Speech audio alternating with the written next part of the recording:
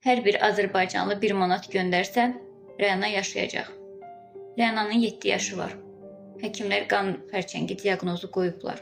Hər saniyə Rəna üçün təhlükədir, çünki xəstəliyi irəliləyib. Xarici ölkənin həkimləri Rənanın həyatını xilas etmək üçün hazırdırlar. Sadəcə tələb olunan məbləğ bizim büdcəmizə uyğun deyil. Mən bilirəm ki, Azərbaycan xalqı neçə uşaqların həyatını xilas edib. Mən də bir ana kimi sizdən xahiş edirəm.